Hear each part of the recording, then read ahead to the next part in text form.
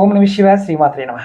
మిత్రులకి శ్రేభిలాషులకి అలాగే నేను ఇంతగా ఆదరిస్తున్న యూట్యూబ్ ప్రేక్షకులందరికీ కూడా పేరు పేరు ధన్యవాదాలు. మిత్రులారా, మీ అందరికీ పరాదేవత ఎల్లవెల్లా మీతో ఉండి మీ మనోవాంఛ నెరవేర్చాలని మనస్ఫూర్తిగా కోరుకుంటున్నాను. ఈ వీడియోలో వటవృక్షం, దీన్ని మర్రి చెట్టు అంటారు. మనం చాలా వీడియోలు చెప్పుకున్నాం.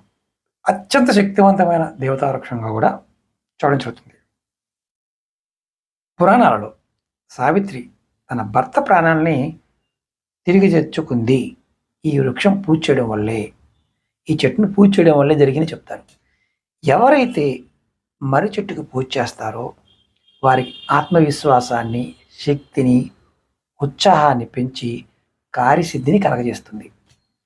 అలాగే వివాహం, సంతానం కోసం ఎవరైతే ఇబ్బంది పడుతూ ఉంటారో ఈ మర్రి చెట్టుకి ఉయ్యాలలు, రంగురంగుల వస్త్రాలను కట్టడం కూడా మనకి ఆనవాయితీగా వస్తూ ఉంటుంది.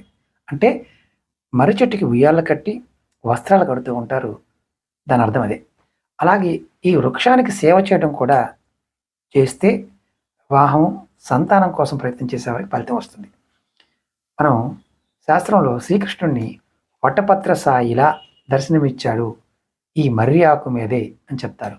మహాప్రళయం జరిగినప్పుడు శ్రీకృష్ణ భగవానుడు ఈ మర్రి ఆకు మీదే తేలుతూ ఆ నీళ్ళలో వెళ్ళాడు అని చెప్తారు. వటవృక్షానికి హాని చేయడం వల్ల ఈ జన్మలో సంతానం ఆలస్యమవుతుంది. అలాంటి దోషం లేకుండా ఈ దేవతా వృక్షాలని పెంచాలి, పోషించాలి, నాటాలి. అలాగే యజ్ఞం చేయడం ద్వారా, మొక్కలు నాటడం ద్వారా పదవులు వస్తాయి అని శాస్త్రం చెప్తుంది.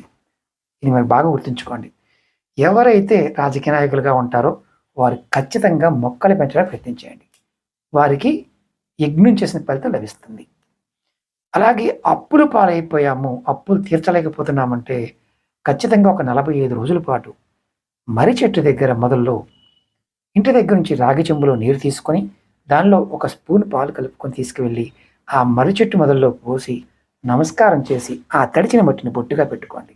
మీకు ఎంత పెద్ద అప్పు ఉన్నా సరే తీరే మార్గం తెలుస్తుంది. 45 రోజులు ఖచ్చితంగా చేయాలి. ఇది ఆడవారైనా మగవారైనా చేయవచ్చు.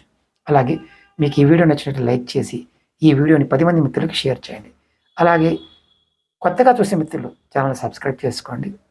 అలాగే నా విన్నపం ఏంటంటే, ఇలాంటి వీడియోలని మీరు ఎంతమందికి షేర్ చేస్తే అంత పుణ్యాన్ని మీరు పొందగలుగుతారు. ఎందుకంటే వారి జీవితాన్ని కూడా మార్చిన వారు అవుతారు. ఎవరైనా సరే గుర్తుంచుకోండి, ప్రయత్నపూర్వకంగా చేయండి, ఫలితాన్ని పొందుతారు. ఓం నమః శివాయ శ్రీమాత్రే నమః.